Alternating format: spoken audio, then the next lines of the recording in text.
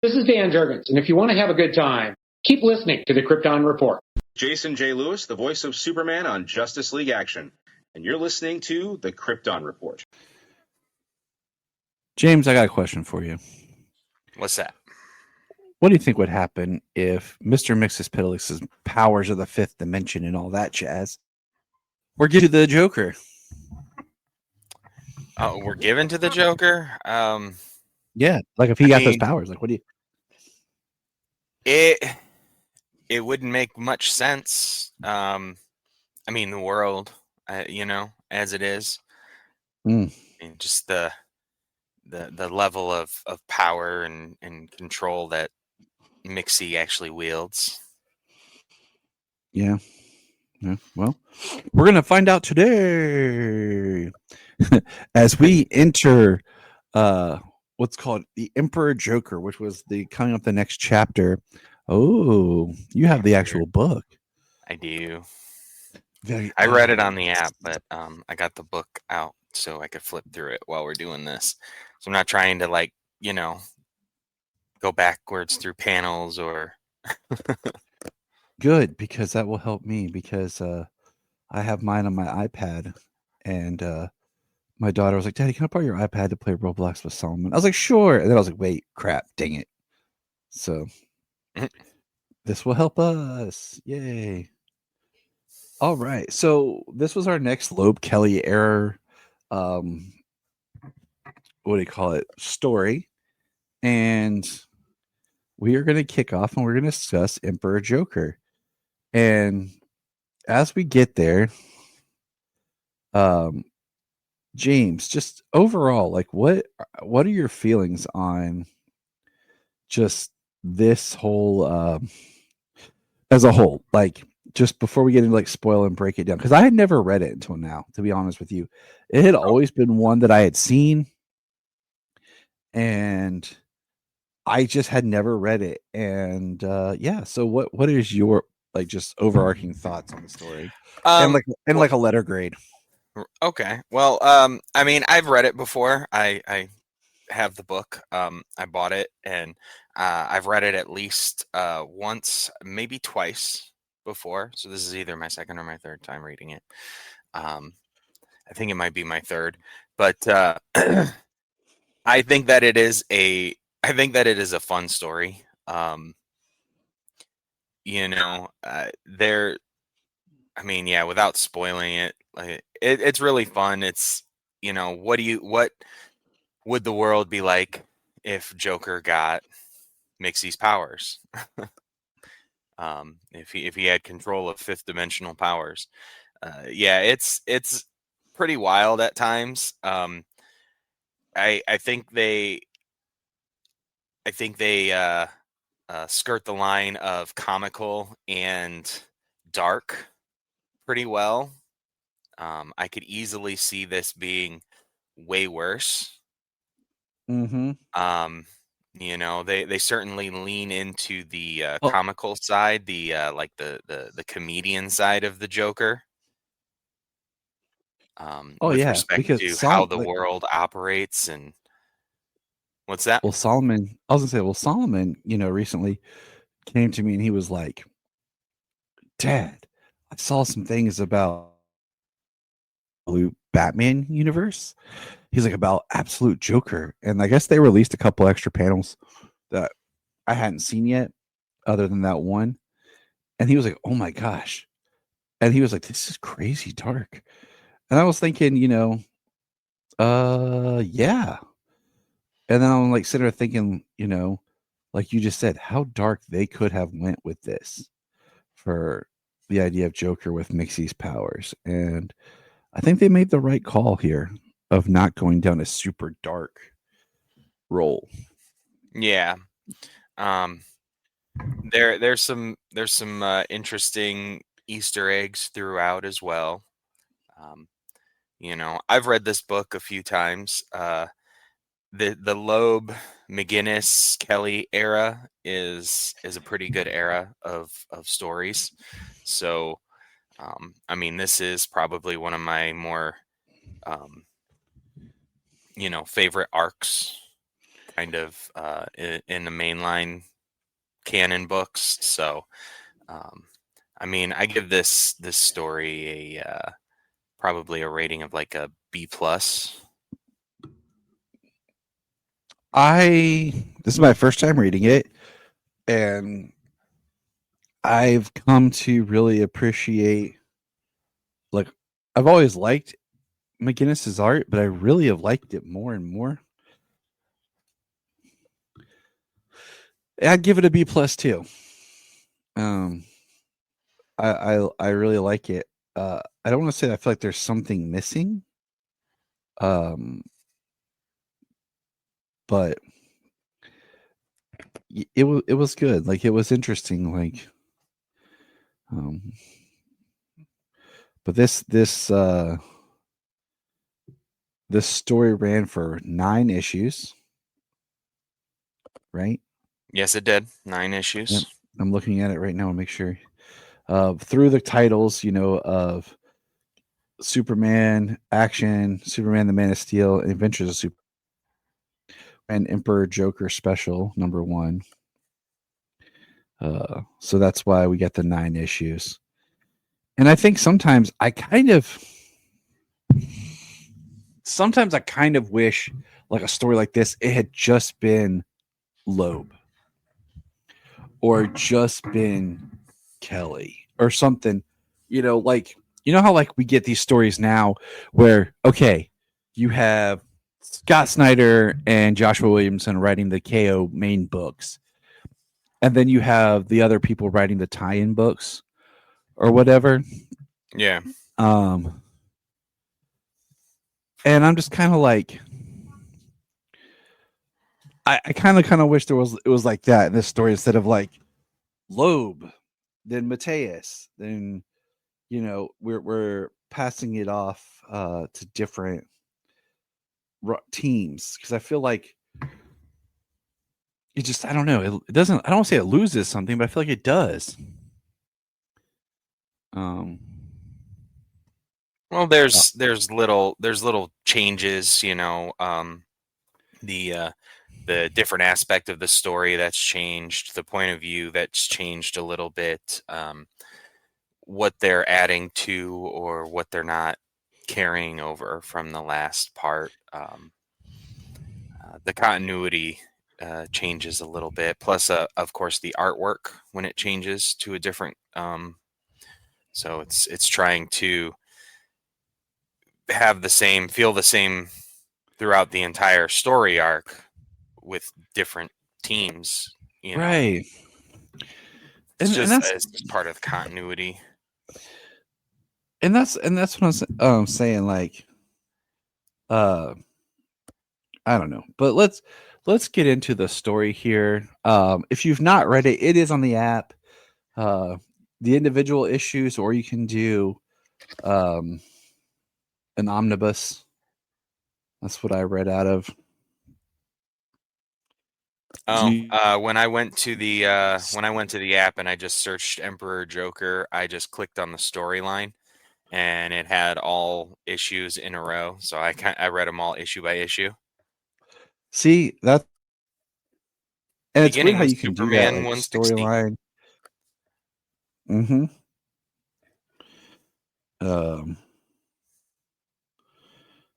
So, all right. Do you want to start us off? Sure. Yeah. I mean, Superman 160. We open up with Superman chained up, hanging upside down, and Superman busting his chains. But he is in a black suit with the silver S, which I always liked. I mean, we've seen so many different versions of it, but when I read this story, I kind of liked how it started with him in that suit. Because we quickly find out that he is in Arkham and he's an accused murderer for killing Lex Luthor. Which is, I like the way we're just boom dropped in. Yeah, thrown right into it. Bizarro, the JLA on the moon, the headquarters on the moon, so is alerted to Superman's escape. And it's funny, we just see Superman like leaping up and away, and like he's depowered and stuff right now.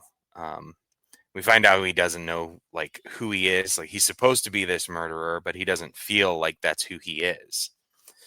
But the JLA, it's some villains and everything, and we got Bizarro #1, and he comes after he comes after Superman, and they start fighting. Meanwhile, Mixie shows up. He's just walking through, and he gets hit by a train.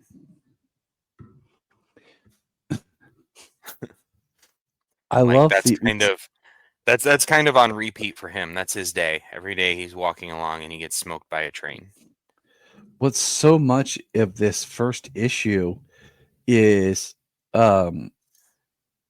Superman battling Bizarro.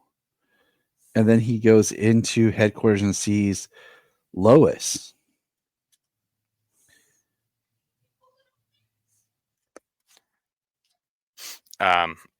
Yeah, at Lane Corp. Yeah. And she's 6 dogs on him. And he says Lois, and she says Clark. So right there shows you like their bond is always powerful. But let's not forget the greatest new character that's added is Gravedigger Lad. Yeah, Jimmy is Gravedigger Lad. And he's in a graveyard, and he's got Huntress and Nightwing and Robin. Bunch of people dead. He's even got Loeb in there. Yeah. But so much of this issue is just the battle.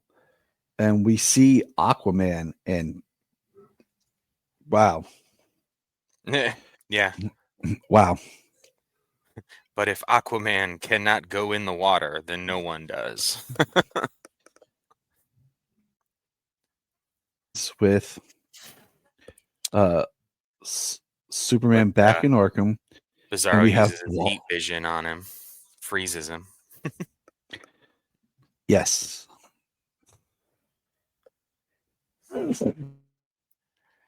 Excuse me. But yeah, Bizarro. We see that Lois is Arkham, and we see that Lois is bald. Yep. Which I thought was pretty intense. Like wow. Right. Like, okay. Like a Lex character. Yes, sir. And you see at the end it says, "Kids, check out our next chapter where anything can happen," and sometimes does. So you know that this story is aimed at the young audience. Which is good because like we've talked before, I think sometimes comics they start going too far. Right. Into a darker way. Right. Well, I mean, you got, and I think that's why it's smart for them to have the different lines, Mm-hmm. Yeah, it is smart. Because audience like ourselves enjoy reading still, have something for the kids to come back and read, or else you're never going to cultivate future readers. Yeah. And once we're gone, like, oh, that's it. Tough break. All right. So let's get it. The next issue. What is The Adventures of Superman 582? So take us there, Skitch. And we've got we got Mixie walking along, and a safe falls on his head. And we've got a woman who's like a prophet. She's got the fire angel wings and everything, and Great Caesar's ghost. So Perry is like a Perry is like a cult leader or leader of some kind. It seems to be like a trans leader. They call her sister something. Yeah. But this is Supergirl with the fire wings and with the fire angel wings and everything, and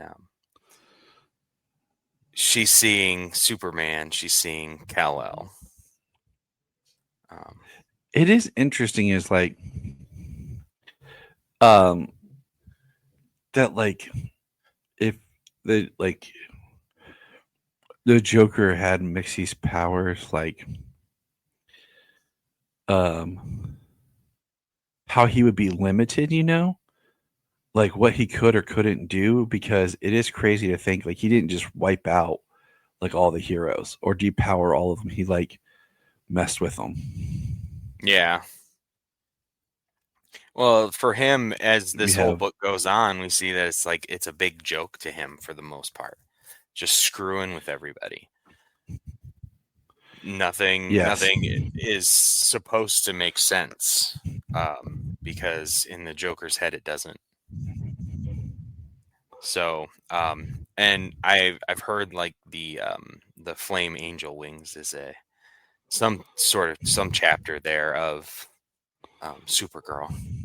Not one I'm familiar with, but I don't know if that's Matrix or we just discussed how convoluted her history is. Yep. And how with Supergirl Radio. It is, and we'll be diving into that more next year as we go through Supergirl stuff and yeah. But I mean, we've got Superman breaking out of Arkham again. It's kind of what he does every day. And it's kind of what happens when you're in Arkham. You just break out. Yeah. I mean, Rick Flag just said that on Peacemaker. Somebody's breaking out every month. They can't hold them. Like, so. Superman jumps onto a helicopter with Lois while it's raining pies in Metropolis. That's some good rain, right? He's captured by her, and like they're studying him, and then we get to see like the JLA, Poison Ivy, Gorgeous Gilly, Scorch, Ignition, Enigma. It's funny. They got lots of different villains here. Not quite sure where some of them come from, but it's like, can we scrape the bottom of the barrel anymore? right. And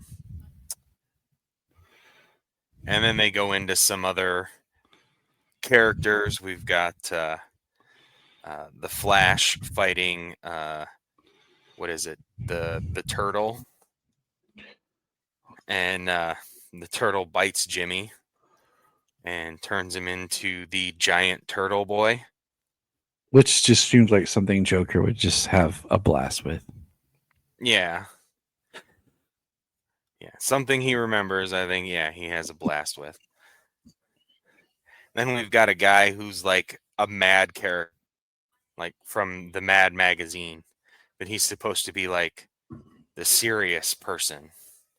But he's spraying seltzer water as like holy water to try and cleanse Supergirl. And he makes a joke. He makes levity of the situation, and he has Perry spray him. Dum dum dum. Yeah, he has been infected with her diabolical disease. So yeah, just doesn't make sense. It's funny. And we get Lois releasing Superman, and they share a kiss. And then it's back to Superman fighting Bizarro and Scorch. But Superman's getting stronger as it goes on, as the fight goes on. And Turtle Jimmy shows up as this angel Supergirl, and Lois doesn't know like what to do with herself. After Jimmy smashes Supergirl and then swallows Superman. And then we are Superman the Man of Steel 104. I love the cover art of like the playing card style. Yeah, hero and villain. Because we had Superman and Bizarro, Supergirl and Scorch with the flaming angel wings, and now we've got was it Bounty and Steel? Yeah. And then we get this Arkham chapter where nothing makes sense. These people are of all different sizes and shapes and whatnot. Just spraying Superman, spraying him down and like just violating his space, just touching him all over his face and neck and head with his fingers.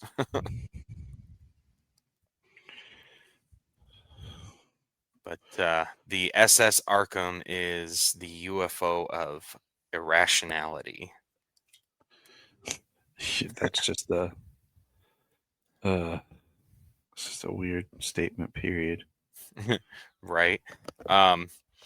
And then they throw him into a quarantine for a bunch of social offenders, people who insist that 2 + 2 = 4, because logic has no place in this world.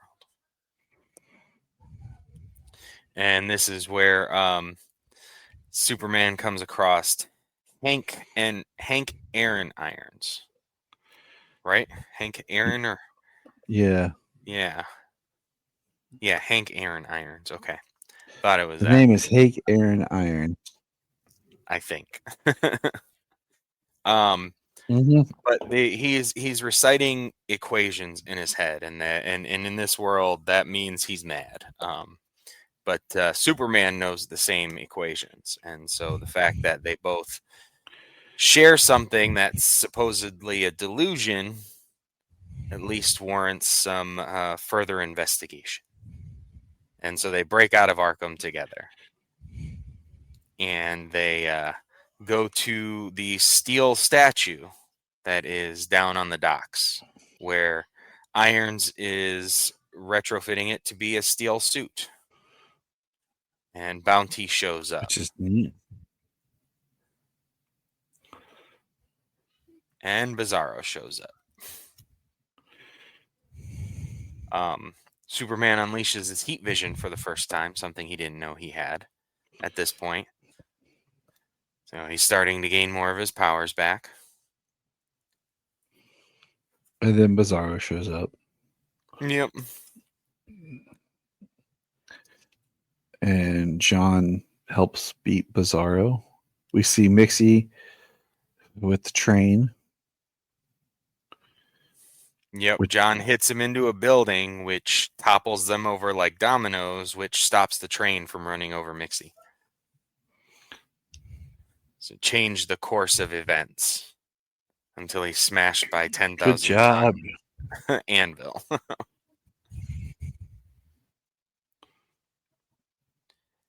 It's just raining anvils after that. I mean, that's raining anvils, raining pies, like what And then happened? Lois shows up in a ship and grabs Superman and Irons. She's wearing a nice afro wig in this issue. Yeah, it was just yep. And then she throws them back aboard the SS Arkham.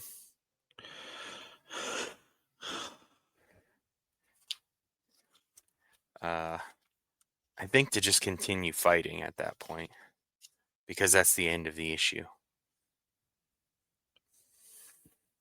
And It it's is. Action 769, on the cover of Superboy and Ignition. Ignition is just interesting.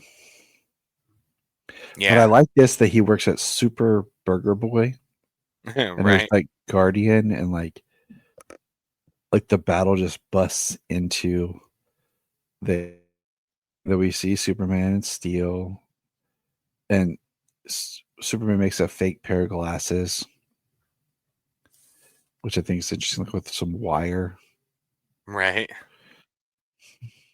Just because he feels his secret identity, like he doesn't know it, but just everything seems off, seems wrong. But what I think is interesting is in Lane Corp Tower, where she has all these guys, but they're all blindfolded, and we just see her bald with all her many wigs around, and how Steel's helmet looks like the Tin Man. Right. Yeah, it kind of looks like a funnel there. Yeah. And then we have the scariest thing ever. Gorgeous Gilly. Yeah, they sneak their way into the watchtower using a cloaking device that Steel has created. So more and more his tech and his knowledge is proven to be right and real. And then Superman almost kisses Gorgeous Gilly because her power of hypnosis, I guess. I don't think there's any hypnosis powerful that's not strong enough for that. Like, pretty sure I'd break through all of it. It would never affect me. But Mixie pops up and gets in between them, breaks the spell before he kisses her. And he even says, "That was nasty."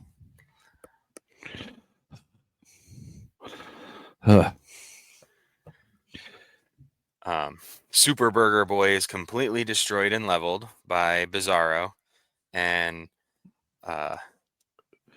Connor, Superboy, is happy. He's ready for a change, and then Superboy is completely restored.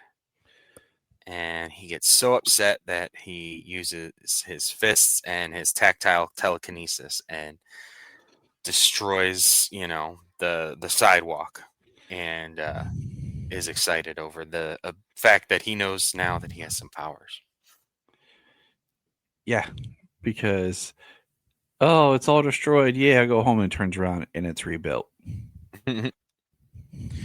Yep, and Guardian's like, "I'll see you tomorrow." And he's like, nah. Superman gets attacked by Ignition while flying through the watchtower. And that's a big old battle, and we get Mixie there kind of talking to Superman, showing him kind of what's going on, restoring a little bit of his memory of who he is and what's going on. But then from the moon, you can see that the Earth is Joker. It's square. Joker's face, it makes up all the land masses and continents. Because the Joker is messed up. Yep. The Earth is in his representation. And then we got Emperor Joker, #1. All right. And there we got Mixie and Joker upside down on the cover of this issue. And what's interesting is we haven't even got to the Joker yet. If you think about it, like... Yeah, it's like 5 issues in. And we're just now getting to, oh, hey, this is where the Joker is. Yep. And we get from the Joker's point of view here. We get his hacienda. It's Joker's world, baby. We just live in it. But he's surrounded by everybody. Enigma, Bizarro, Harley, and Lex. Lex is his jester. Which I think is hilarious. Yeah. Seems like Lex was retained like a lot of his knowledge and everything. But he's forced into being his jester.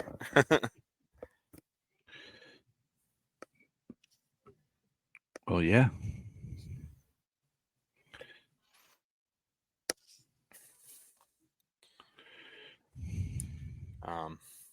Yeah, it's this one is a crazy issue being from like Joker's point of view, because like Superman and Mixie and Steel are talking about Ignition. He's going after them. It's raining pies. There's his train, Joker's train, that just barrels down anything in its path. He talks about Acme bombs, thousands of them all over the world. One being on top of the Daily Planet. We saw him earlier in different places. Supergirl is out there.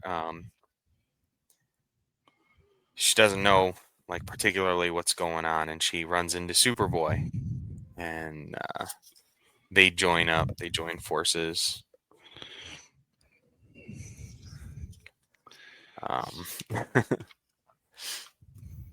So you got Lex here. If you want to kill me, then do it and be done with it. Anything is better than sitting here watching you with the power to control the universe. And all you can think of is how to treat some costumed heroes like toy dolls. It's like, shut up, Lex. Yeah, he slaps a big old metal plate over his mouth. Superman is in Smallville at the time, and then we get Mixie's explanation here about all their times playing games. Superman tricking him, making him say his name backwards, and so he decided to give Joker a tiny a fraction of a percent of his power, just for him to mess with Superman, and that turned out to be their undoing. Dum dum dum. Yeah, he messed up there. Yeah, he did. And then the Hall of Justice is for the Hall of Jerkos. And that's where we've got Aquaman, Wonder Woman, the Flabby Flash, Martian Manhunter, Plastic Man, and Green Lantern, who is a yellow paper lantern, terrorizing people with his shadow puppets. And then we see yeah, the best meta joke there is when the Joker is in Karak, and we see the three Robins, and Jason has a sign that says, "Why didn't anyone call in to save me?" Yeah. Yep. Yeah, you got Jason all blown up and burnt and everything. You got a dead, bloated Nightwing and a shot to death Tim Drake.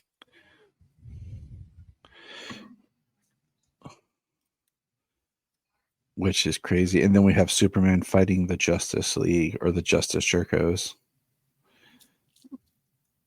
I feel like if you were to do this now, like there would be a special for each one of these characters, like a one-shot special.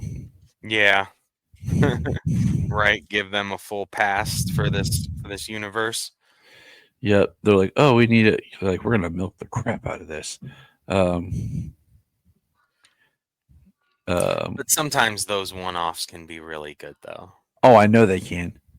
Like in a recent episode that we just dropped, I read the Flashpoint story of Frankenstein and the Creature Commandos base, and that was Flashpoint story because it felt so much better because it wasn't really connected to the larger everything else that's going on, and it just gave a really great story if you're someone who wanted to read something in line more with the Creature Commandos show.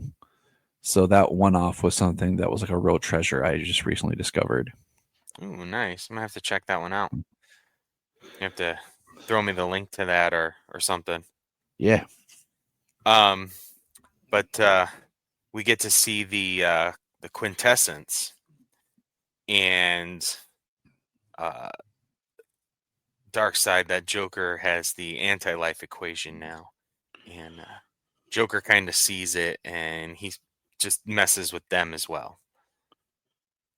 But we don't get any kind of resolution to that whole situation.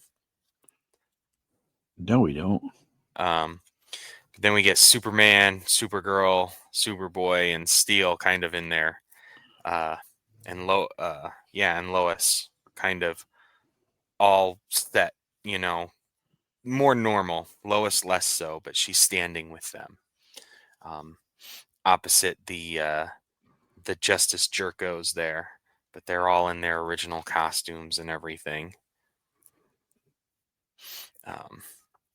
Lex is, you've given, talking to the Joker, he says, you've given them the one thing they need to topple your empire, hope. This is the beginning of the end. And he's Ressa, Fressa, Sessa, Fressa. And he shoots Lex, kills him. And it says, you have to keep reading. Well, I mean, yeah. Superman 161. You're just like, you have no idea what's going on. Like, it's just bizarre. So, and then we go to the story continues, and I'm guessing they are in like a Gotham Harbor. Could be anywhere. could be. Joker City Harbor, so Gotham City. And in the water is Joker piranhas. And it's funny because they have a 3-eyed fish in there too. I mean, of course they do. Of course, you have to have a callback to The Simpsons, right? And then we catch up with. He says, "I hate to take the life of." Superman says, "I hate to take the life of any creature, but I'm sure these piranhas aren't even real." As he uses his heat vision to obliterate all the piranhas, and they start to run away as Aquaman and the Atlantis ship and the Aqualung lad show up. Dum dum dum. But yeah, if you can read this, you're too close. Of course, he's got a bumper sticker on his ship. But we're back to that beautiful art. Just, I don't know. I feel the art just works with this because it's so fun and playful. Yeah. It can be used in a serious way, as we see with the dark tones later on and in certain bits of the stories. I mean, right after this, he brings Lex back to life, and he kills him again. So it can be very cartoonish and fun, and it can still be used to portray all of the dark bits of the stories.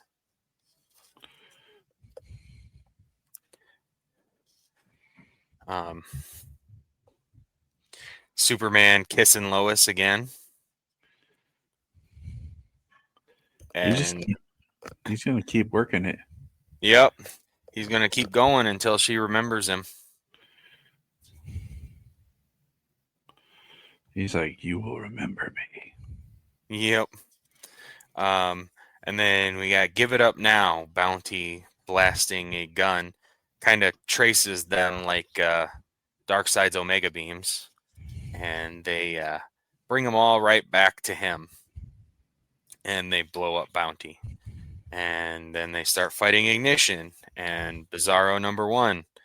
And I love that Superman just smashes his Bizarro #1 and kind of like makes him sad, and that's how he defeats him. He runs off.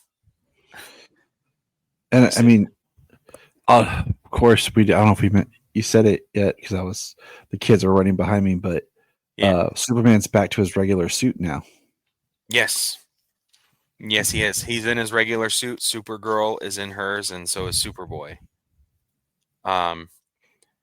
And Lois shows up to the Joker, and we hear the loud scream. Something that we haven't really touched upon is every night at the same time, there's this loud scream. And it's like projected over everything. Like everybody can hear it. And Superman hears it, and he goes and he finds Batman dead.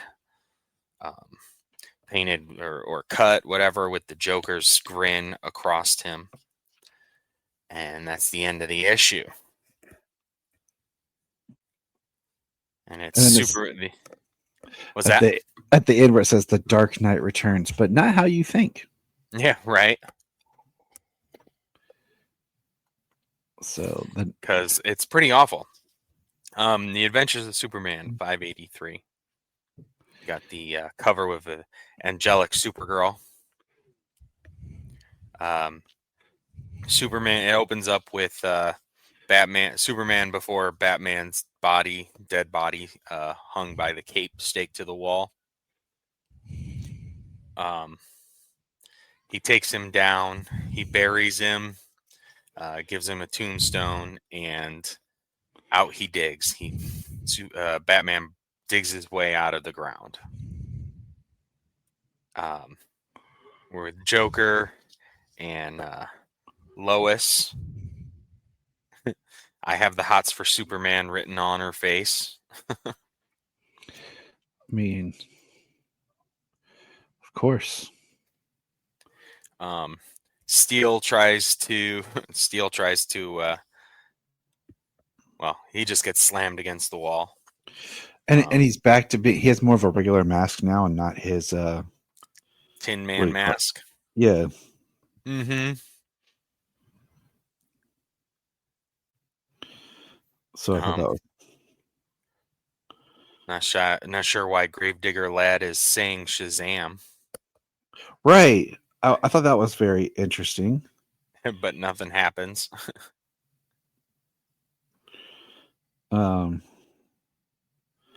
So yeah. Where did something happen to Superboy and Well, in the next page, Superboy is like in hell. Yeah. Forgot how they got there. I'm not sure. Didn't he zap them or something? Mm-hmm. Yeah, they're in hell and they're talking with the devil, and it's funny how he's I'm the devil, I'm just the Joker's version of the devil.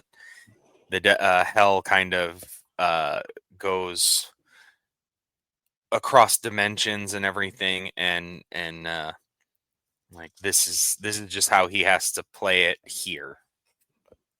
He's not being controlled or anything, it's just his appearance. which is fun and kind of cute, but yeah, I like that little bit. It's like even the Joker even that power isn't affecting all dimensions. It's just affecting their reality. Mm-hmm. And yeah, Batman is alive and they're talking about it, and he says this is how it always is, resurrected every night, killed, tortured and killed again and again, over and over again. God, that would suck. Yeah. But, as he's being like assaulted by tons of clowns. Like resurrected clowns from the ground. Yeah. I would say zombie clowns, but they just mostly look like clowns. Just killer clowns. Killer clowns from outer space. No, I'm just playing. That is a fantastic 80s B movie, and it is hilarious. I love Killer Clowns from Outer Space. I'm down with watching it once every few years, you know? James is like, I will fight these clowns. Superman like throws all the clowns away, and he takes Superman, and they say we can restore the world.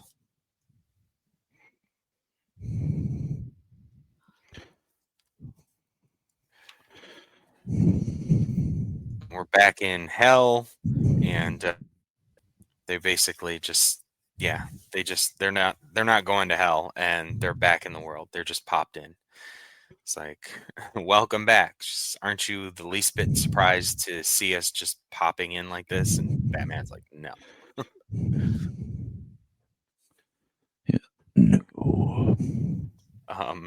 And then Joker shows up as Caesar.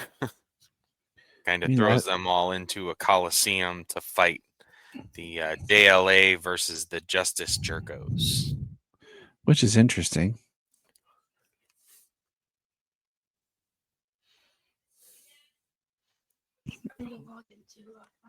I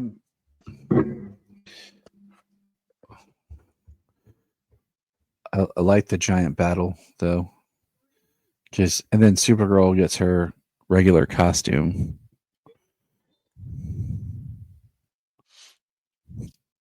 Yep. Yeah, I like the splash page. And then the greatest twist of all is we hear destroy the universe, boom. And then we see that everyone's been turned into their super pet version, Mixie's pile of mush, and Lois is now like Empress Joker. Empress Lane. Yep.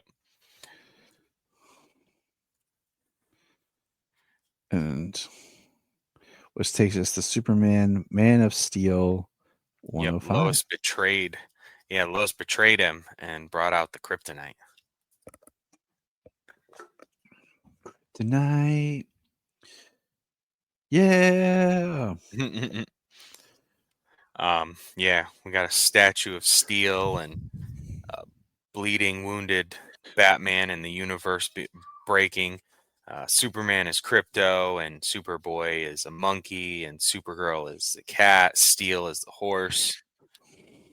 And Batman is shackled to a giant Joker wheel. I mean, that would suck. Spun around by a bunch of goofy little executioners. Superman gets crushed by a giant fire hydrant. Ironic for a dog to be smashed by something they pee on. I mean, yeah.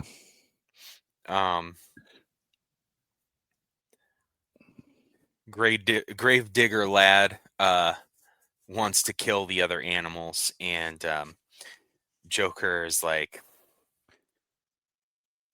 try as I might, I just can't find anything funny in beating dumb animals. And so he has Grave digger lad killed in that moment. Poor Gravedigger lad. Yep. But I guess what happens when you're with the Joker. Mixie is just inside of a ball of energy that he keeps. And then he gives Superman and Batman a front row seat to a theater showing of Superman, Shame of Metropolis. And it's kind of a Batman-ish story. Superman walking down the alley with his parents, standing up to criminals, and the bullets bouncing off of him and the walls and ricocheting and hitting his parents and killing his parents.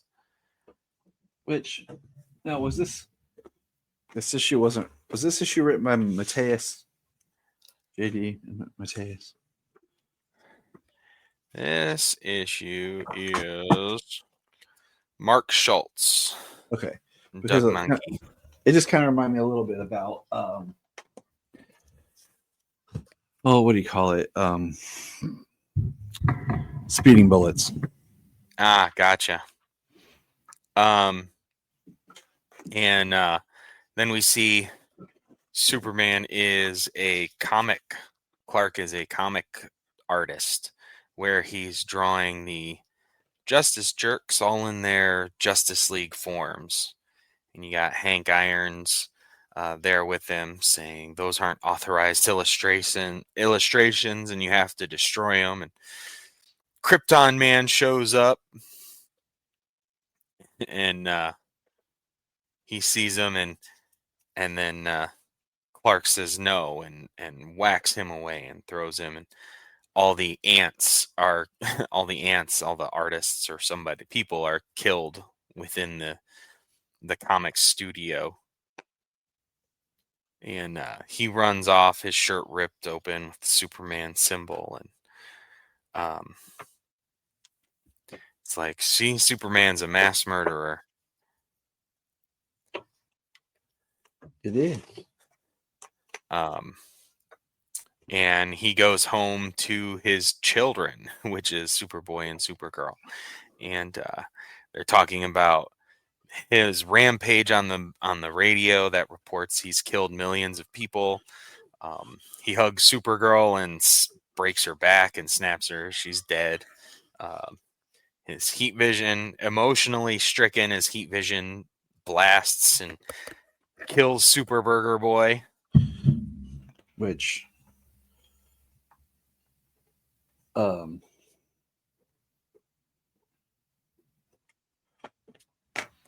is interesting because it makes me want a burger, though. Yeah. Yeah. I don't know why. That's funny. And then Krypton Man busts through the wall and Superman says, "No, I became the destroyer of worlds."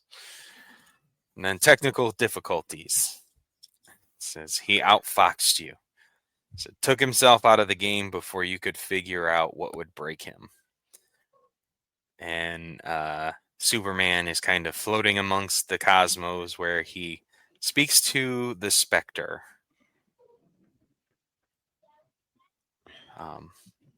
Joker being on the brink of unraveling everything.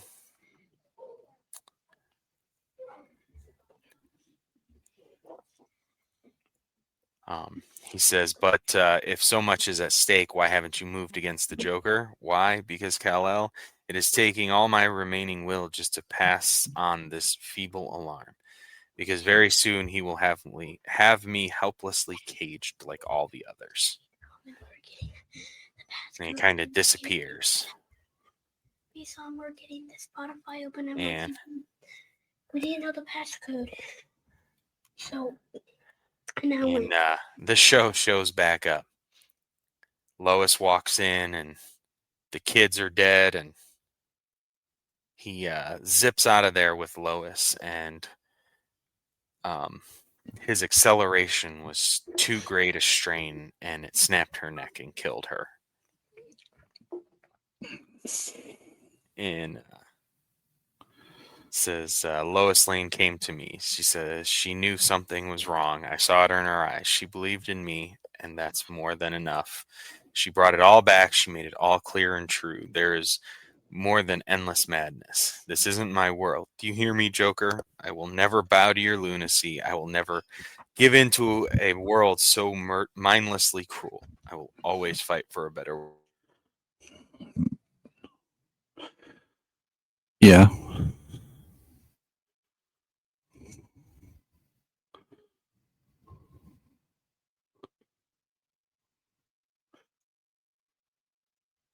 I mean, it is, if you think about it, like the lunacy of something not having any rhyme or reason, and there's no logic, it's the definite, like, it's insanity. Like, it's going to break you, right? Like, There's nothing to do. Hello. Am I Yeah, back? you're still here. Yeah, you're Oh, back. okay. But like, Everything seemed frozen on my end. So the lunacy of just dealing with that would break you because there's no logic at all. Like, what do you do? yeah. Not sure. What did you hear from me last? It was the last about the page Oh, about Joker. him yelling up at Joker, and then we see Joker with the um we start to see the next part is I think The that the big Justice League reforms themselves into their normal selves, yep. and So then it seems. So what you can say is that Superman's presence and everything that he's doing is making an impact against the will of the Joker. yeah, pretty much how Lex said. You know, um, so Yeah, and then our story concludes in Action Comics 770. whew, here we go.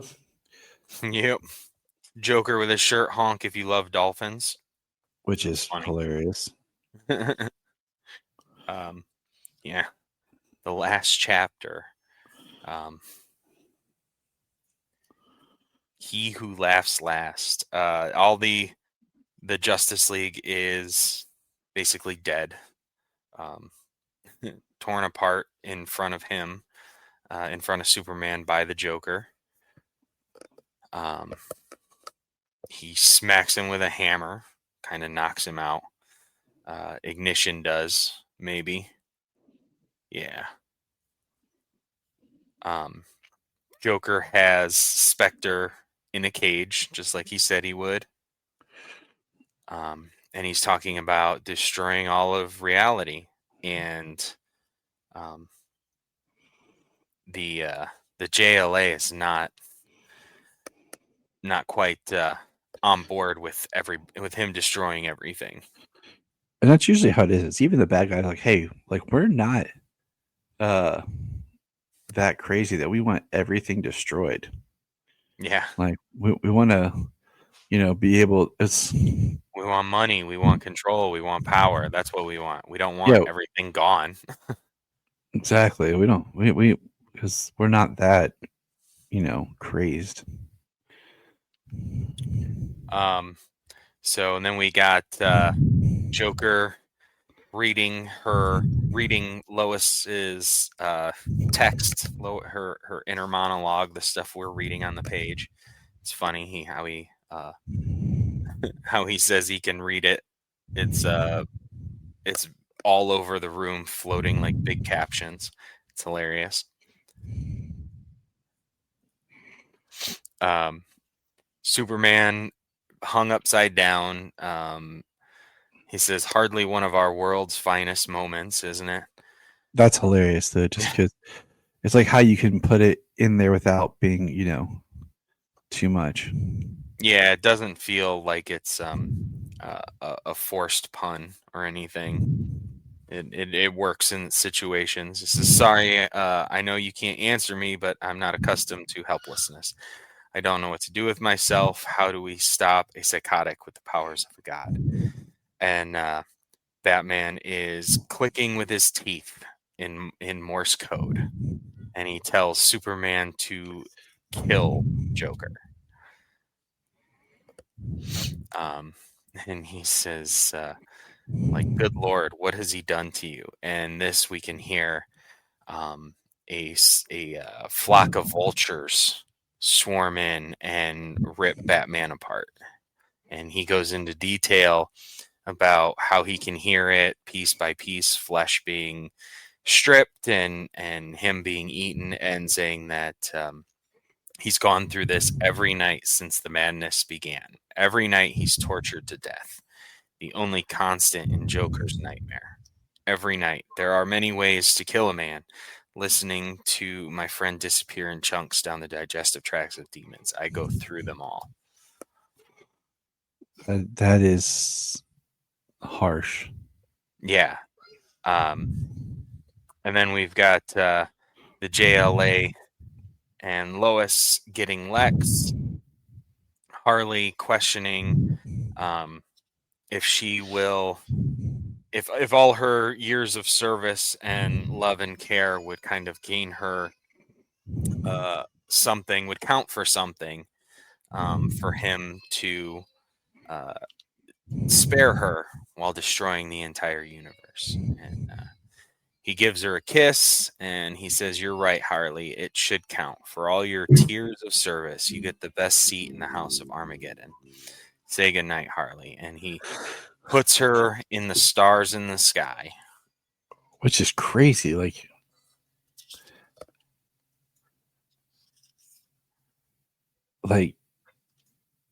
Yeah, it's nuts. Right. Like, is that meaning anything to him or not? You know what I mean? Right. Like he just wiped her away. And then Ignition sneaks up on him and blasts the Joker. And Enigma saying, "Luck has." They said that they got a lucky shot off. And he says, "Luck has been excised from the equation, Scorch. The Emperor indicated on numerous occasions that he did not create Ignition and was dumbfounded by his existence. Therefore, I surmise that he would be unable to read his mind or sense his presence, allowing for a close-range attack targeted by Schism." And I was right. And while he is discussing the creation of the New World Order, Joker sneaks, doesn't sneak, he's giant, and he comes around the corner revealing himself. Everyone is too scared to do anything. And Lois goes to free and kiss Superman, and the Joker, giant Joker, says, "Et tu, Lois." Mm-hmm. And Joker is God, and he is everything. He wins. He's already won. But the best is when Superman comes flying and like flies through his head. Yeah. Oh yeah, here we go. He's got some of the quintessence and everything in his grasp right now. Mm-hmm. Bunch of people. Yeah, and then he flies through his body and out his head. Which I think is dope. Yeah. But Lois thanks Superman for getting her life back, even for a moment. Her ribs are cracked from being held by the Joker, crushed. So she's dying, but she becomes herself before she does. And Joker says, "You made my face go explodey and swam through my guts. I felt that." Before he and sends him flying out into space, where Mixie tells him that every universe, even this one, has rules, and it's just Joker's rules. So what are his rules? And that's how you win. Mm-hmm. Joker starts basically playing marbles with the planets, like flicking them at each other, and they're being destroyed. Superman attacks him as he's gonna kill him, and he says he won't. And that's when Joker is disappointed, and he reaches in and rips out his heart. As Superman clings to life by holding on to a sun to fuel him until he dies. But this is where he says to the Joker that, he calls it, they do the white elephant joke. And, which I thought was interesting. Yeah. And then the art goes really cool because it changes because they suck out some. It's like they started drawing on black paper, instead of white. Mm-hmm. And I really love that fact. The art looks really good. But he tells him to get rid of Batman. Joker is nothing to Batman, and Batman's bigger than he is. So as Joker tries to over and over erase Batman from existence, he can't erase him because he can't get him out of his head. All the different ways he tries to get rid of him, he just can't. And Batman becomes Joker's universe, and it breaks his hold. It breaks his hold on the universe as it is. So then we get Superman, Mixie, and the Spectre, who in about 5 hours' time have reconstructed all of space-time. Which is pretty intense. Yeah. Superman gives him a... No, go ahead. No, Superman gives Mixie a threat that if anything is wrong, anything is different, he's going to be saying his name backwards through a wired jaw next time he shows up. He says he left him a surprise for his birthday, and he disappears. The Spectre says he supervised him, and he did nothing of consequence while he was with him. He says, "Sure, put that in writing, Spectre." But despite the reconstruction, there are casualties to address. And Bruce Wayne, Batman, is broken. He remembers everything. He was killed and tortured for who knows how long. And yeah, he's just completely broken. He wants Joker dead. He wants it to mean something when he dies. That's something he says. But saying that that Bruce is just a man, that he will not survive this. And he says, "We just put the universe back together. For pity's sake, do something." I cannot. He has kissed death countless times. He has been to the end of the universe, Kal-El. Such memories cannot simply be erased. They must be excised, taken. And I cannot do that unless someone is willing to carry them in his stead. Someone who understands the gravity of stealing a man's memories, his pain. And Superman tells him to do it. He says, "Done. Mercy on both your souls, Kal-El. Mercy." Which I think is the greatest culmination of this entire comic. Yeah, that Superman takes He takes on the pain. And I'm saying this now, and I said this before, but if James Gunn decides to bring together Superman and Batman in his new universe at any time, he needs to have he needs to pull from the Loeb area of writing, because I have loved everything that I have read recently, and I look forward to more reading with you of Jeff Loeb's Batman and Superman together. Yeah. They do have a really great relationship at this time. And that's what we need so well. That's what we need to see on the big screen. Yeah. Like, I think that they have their oppositions, and I think that they do, over the years, it does come ahead, and they do and they would fight each other from time to time, but nothing in the respect of somebody has to die. Right. But that they know each other so well, but their end goals are the same. Their paths there. They have problems with each other's paths, even though they respect what's supposed to happen, what the outcome is. There are certain things that Superman would not condone, and vice versa. Batman condones the things, but he thinks he's just too soft in certain aspects. Mm-hmm. But we get the Daily Planet and temperature being the top story, the page one, which is probably a good thing in the recreation of space and time at this point right now. Very dull. We don't want anything big hitting. Superman is talking to Lois kind of about it. He believes that everything was a dream.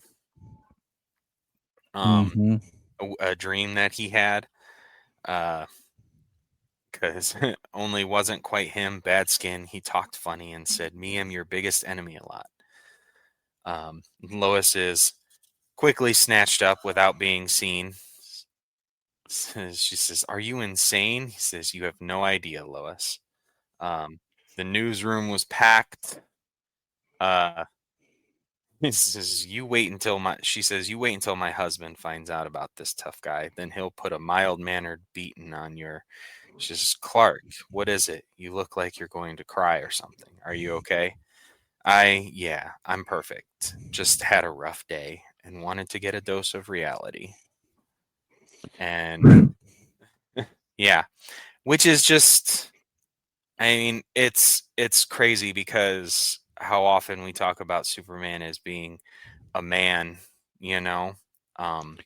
There are the stories where, like this one, where he takes on that type of torture, those memories, you know, and he just knows that they're not real, you know, what he's doing it for, and he's willing to go through that. And that's what makes him Superman. Yeah. But he wakes Batman up. It's funny because Batman says it's actually the best night's sleep he's had in his entire life, because so many of all those memories and all that pain has been taken from him.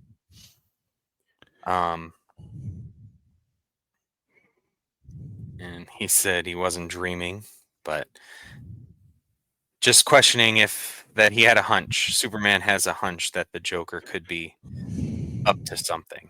And they go to the Joker and they find him in a full body straight jacket, drooling on the floor, saying Emperor Joker backwards over and over and over again, with the spirit of vengeance in his eye. I think torturing him, keeping him there. Which is pretty awesome. Well, he kept him in a cage, and he is the spirit of vengeance. So, do something like that to him, he's going to be pissed off, and you're going to have a bad experience for a while. Dum, dum, dum. But that is Emperor Joker. We did it. Yeah. It's a long one, but it's a good one. It is. It's a thought-provoking one too, and it definitely shows the depth of the relationship of Batman and Superman. And I appreciate that. So stick around for some more Krypton Report. Hi, this is David Patrick Wilson. I played Superman, Clark Kent, in the television production of It's a Bird, It's a Plane. Enjoying every minute of being right here on the Krypton Report. We did it. Here we go. It is the end of Superboy, the last 3 episodes of season 1 of Superboy. James, how are you freaking feeling? I really liked the end of that season 3 finale, 2-part finale. So do I. I think it's actually one of the cool. strongest episodes of the series. And I feel like, okay, not knowing their whole production of like money and budget, you know how that all works into stuff. Yeah, I figured that was probably after seeing the finale. That's kind of what I figured, because we were talking about how is episode after episode of him doing very little as Superboy. Especially the one before it, which I did like that episode. So we're gonna start with that one. Yeah, basically the penultimate to the 2-part finale. Yeah. Because we were joking last time we talked Superboy, you had not we originally were going to do all the episodes and then just leave the finale, but we hadn't got a chance to to watch the one. So I'm pulling it up right now in my notes here. So I think season 3 has been a really good season.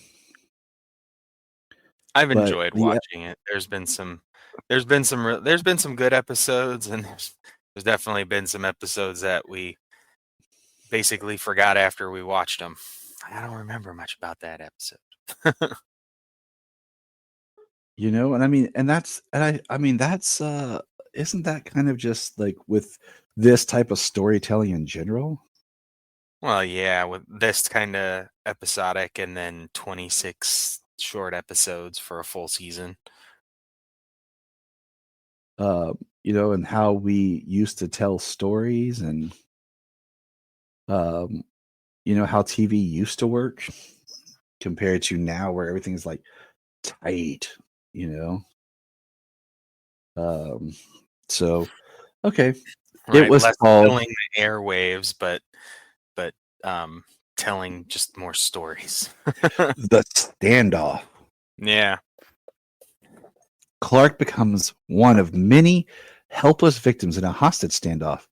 Can he save the day without revealing his secret identity?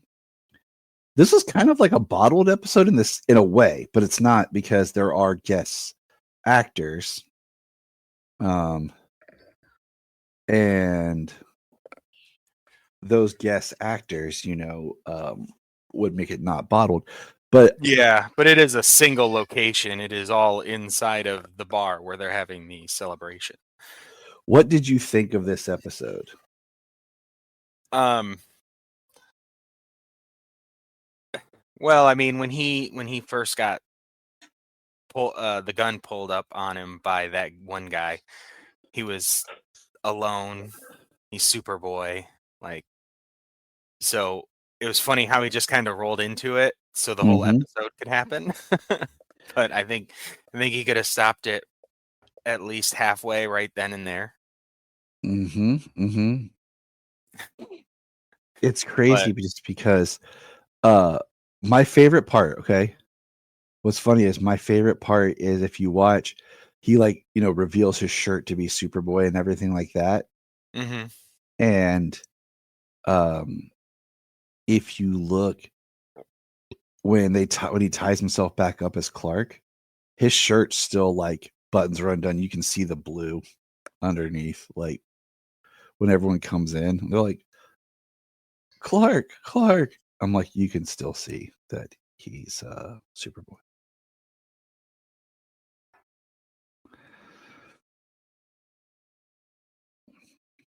Just saying, my favorite part, you know. Yeah, I mean, when he just pulls it open and he's like Superboy, and then he's like, he's Superboy. Well, I'm just saying, like, he slipped and fell. Yeah, they're like, because if anyone else shows back in, like, they're gonna see, oh, he's really is Superboy. Like, Clark, you're tied up, but why are you wearing a Superboy shirt underneath? No reason.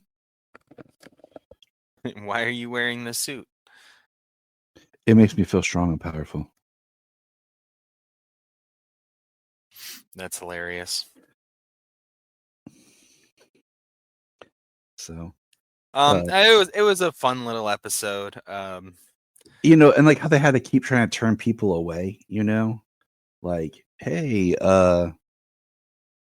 yeah, we're busy in here. We're busy. Leave us alone. Go away. And people are like, what? So I found that fun. But let's talk about these last two. Yeah, I think that's the ones we just rather talk about.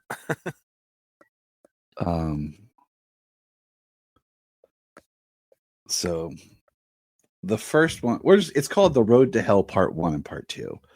Superboy is transported to an alternate reality jungle and turned into a child where he must fight for his life and avoid the evil alternate version of Lex Luthor, which I really don't feel like is the true, like,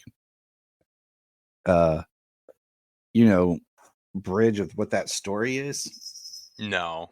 But anyways, so it opens up and we have Superboy. We have basically, it looks like the crashed Superboy ship. and it's in a jungle, and he has an awesome 80s hairstyle. And what did you think? Like, just overall, starting this episode. Yeah, so I wasn't quite sure as to like how it was beginning. I know that part of the thread is he doesn't know who he is. And that's kind of what he's trying to figure out. Especially this season. And so I thought maybe they were going to do some like origin stuff, and he might start to learn who he is, where he comes from, because we got the ship, we got the crash land, the crystals sticking out of the ship and everything, and a young boy with a red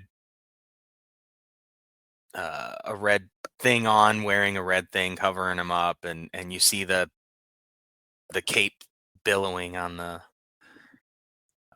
just on the ground there near it. So that's kind of where I thought the episode was going with that. Was kind of giving us some early days of Clark, and then we get to see Clark. You know, we kind of come up to modern times, and that's where that description you said kind of really diverges, because that's not what it is. Right. And it's an alternate Earth of Clark, where he landed in a modern time. Yeah, he got delayed. He didn't show up at the time that he normally would show up. Yeah. Because everyone else is an adult and he's a child. Yeah, Lana's an adult, Lex is an adult, and yeah, there's a whole bunch of stuff like that. So, is it at the end of this episode where he learns it, or is it in the next one where he learns? I think it's the next one, isn't it? After he's healed. Yeah. Before he's sent back. I don't remember. But like, our Clark shows up and he gets back. He saved a Hollywood actress. Then all of a sudden, like, he gets removed from the timeline or something because he sees Hollywood actress dies. I was gonna say if you have if you had her name. So what we get to see is somebody we've seen earlier in the season. In some other time portal episodes, parallel Earth episodes. Dr. Werner or something was his name. We've seen him before. And apparently there's like a dimension that kind of watches other dimensions and, does a little bit what they can to help out. And they actually pulled Superboy from his timeline, where he had just saved that actress, to another timeline where now that actress died in that accident because he wasn't there. He wasn't there to save her. Because he's a child who just crash landed in the woods, however many months or couple of years ago at most. It's pretty crazy. You think about it. Yeah. And both of these episodes directed by David Nutter. Yep. I was about to say, the great David Nutter directed both of these. So that is right there, just really great. Having him there, like, because it just, I don't know, it's just one of those, this is pedigree, Right. like, yeah, just definitely a name we know now. What did you think about Lex Luthor going from like the stuttering guy who almost seemed like the woman's assistant to like the Lex Luthor that we kind of recognize, except for not as like crazy and screaming like? Well, I was a little frustrated at first. I thought, oh, this is kind of a nice, compassionate Lex, and I was like, nope. But I think Sherman Howard is so appreciated as Lex. Like, I liked him more as Lex in this episode. I liked his Lex in the last episode, Mind Games. The one that he wrote, that was a fun one, but he still had some of that like wild, crazy cackleness and stuff that he's had, the screaming and everything that he's been doing since he showed up. But in this one, he's been able to play so many versions of Lex on different Earths, so he's been able to grow the character in that way. He's just really shown that he has range. Like, and I love that Sherman Howard also would come back to the DC world as Derek Powers in Batman Beyond. But the whole stuttering Never I thought missed was a great. chance to remind everybody he was Derek Powers. Yeah, because I loved the first season of Batman Beyond a lot. Mm-hmm.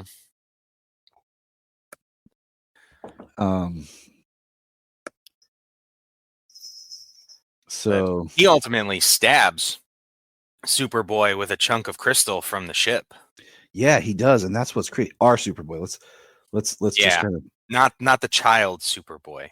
And they trick the child Superboy, saying that they're his parents, that he was taken, and that all their money was taken by the bad people and are held in banks.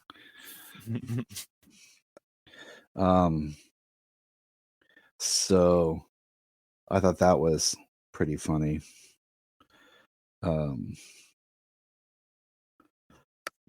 We can't, son. Our money's held in banks. So. Yeah. And so he automatically goes and rips off banks while people are shooting him and bullets are bouncing off of him. And then Lex and his girl move out of their warehouse hideout into their luxurious apartment hideout. Yeah. Like we have to live here, son, because of the bad people. So like you're just like, man, this dude is evil. Laying on his kid like that, but what'd you think? Well, I mean, he was an evil person. He was gonna kill the kid and stuff. Yeah, and then I mean, that's even later on. I he's like, jumped ahead, but he's like, I'm gonna kill her. Well, I mean, it's a 2-part episode, so we do see that Superboy gets stabbed, and what do you call it? He gets stabbed, he gets hurt, and they pull him out, and he goes to the lab where he's being treated and he's being healed in the future by the good Lex. Which right there, that enough right there should make you go, that's scary enough right there. The good Lex. The good Lex, yeah. He is a good Lex, though. Yeah, and he was raised basically by, drum roll please,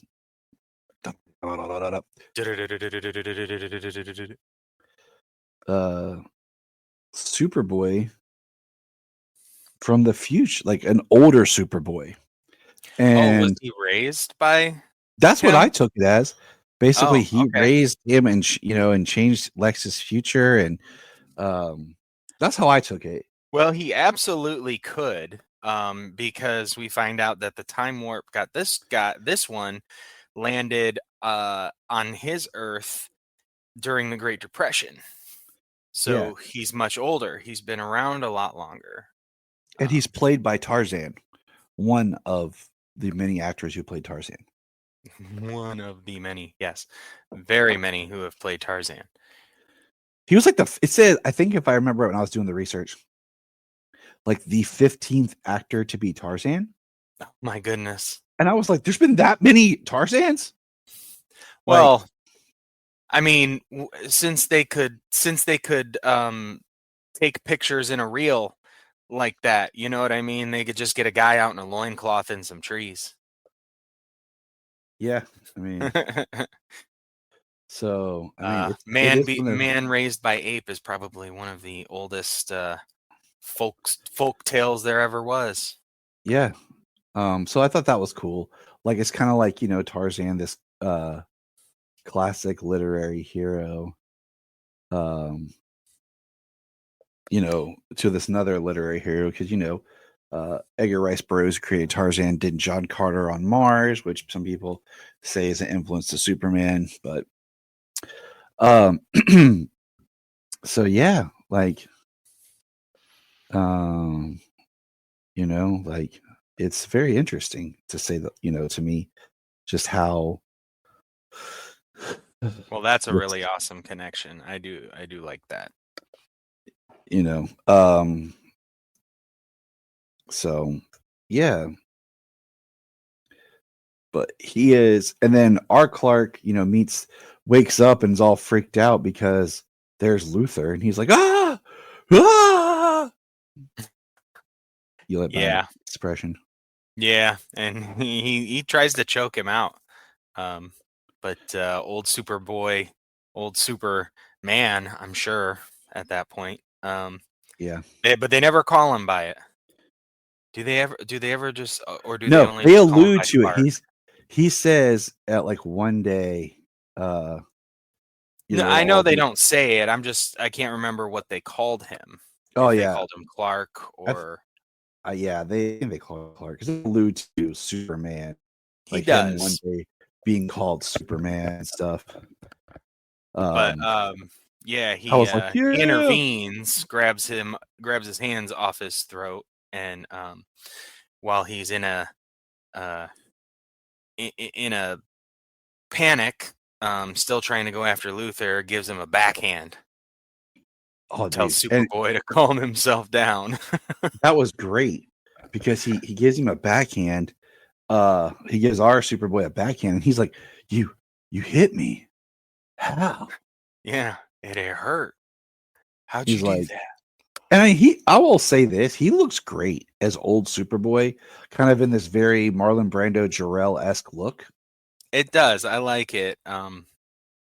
Even with the button-up cardigan look that he's got going on.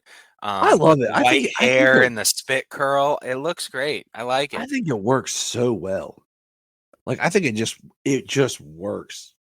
See, now he's got to be in the list of live action Supermen.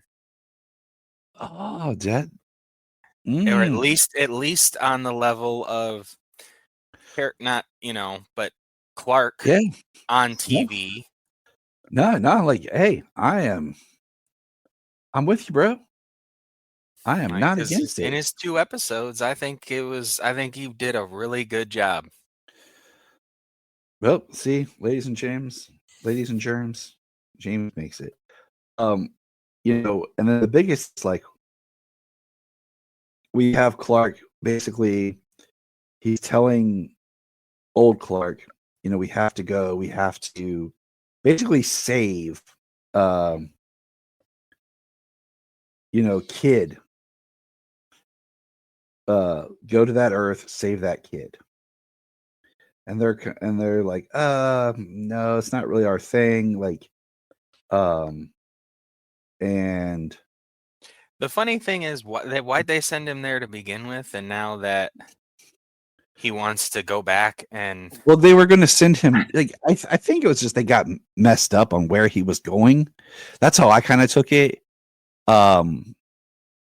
Because I was kind of asking the same questions, like, why are they doing it like this? But if you look, he tells old Clark, like, hey, you have to do this. You have to send me. I need to help him, wouldn't you? And he does send him to... That you have to give him a chance. Yeah, he does send him to the place. And it's really nice that they do that, so... Yeah, that's where Lex shows up. He's about to kill the kid. And Superboy shows up. Gets in the middle, gets his hands cut by the crystal. Yep. And then little Superboy takes it to Lex. Puts his hands on the hips and starts throwing him all over the museum. Mm-hmm. Yep. So it is And then, of course, when our Superboy,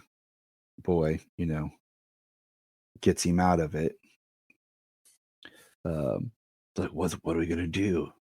What are we gonna do? And eventually, what's his face? Older Clark decides that he is going to basically take the Superboy and raise him. He said, I need a challenge. So nothing like raising yourself, Yeah, I guess so. And so we see him walking off with him. And there we have it.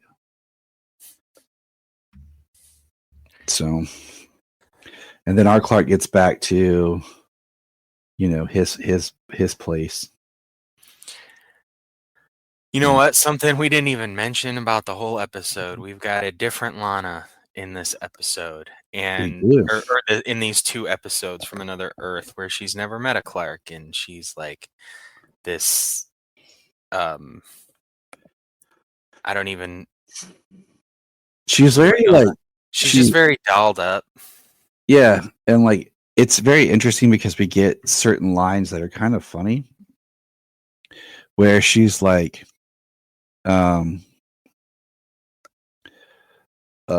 like when Clark gets back, I'm like, all right, who put me up to this practical joke about, somebody getting me a sandwich or whatever, like, and like, no, Mr. Jackson, don't you know me?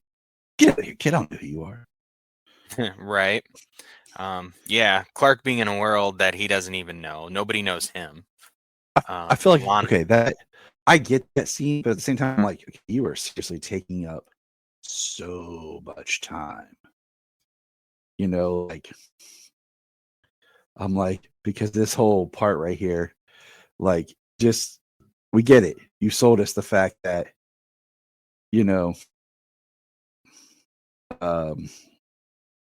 this world doesn't know him, Right. I don't have to keep going through the whole thing, like that nobody knows who he is. Yeah. Well, luckily that didn't last too long. But then Lana catches him changing into Superboy. So then she calls him out, and then he actually changes in front of her. Always says he wondered what that would always feel like. Yeah. And then he's like, I have to go.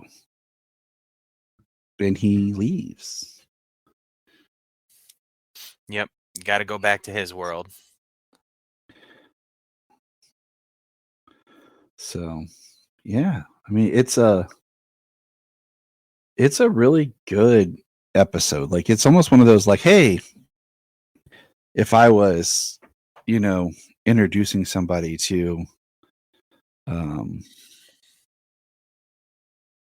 this would be a really, I think, good place for them to be. Like, hey, this is a really good like episode of like these characters and what they all represent and everything. So yeah. For a finale, and probably one of the best set of episodes of the series I've seen so far. Yeah, I would agree. They say that season 3 is really when the show gets a lot better. I mean, well, it ends on a high note. Yeah, I'm about to say I agree. Like, it does get a lot better. So yeah. That's our 2 cents. Take it or leave. Yeah, well, that's our coverage of season 3. That's it. Season 3 is done. Yeah, it's taken us a little bit longer to get through season 3 just because we had other things like this year that's come up. It's been a big part of this season, so no complaints though. But Yeah, I look forward to season 4 because season 3 I had watched some of it without James because I was already watching it just in general, and then I was like, we were getting closer to that time, and I was like, you know what, I better stop this. Yeah. So I never officially finished seasons 4. I was in There you season go. 4, so it'll be kind of cool to get back into it. And Well, I got it right there on the shelf. Plastic hasn't even been unwrapped, so it's time to go. Time to get it done. Look up in the sky! Thank you for checking out the Krypton Report. Please click our link tree in the show notes to follow us on your favorite social media platform. We have a $1 Patreon, just $1 a month to keep us going. And in return, you get exclusive shows and specials. If you want to join us on an episode, send us an email or a message.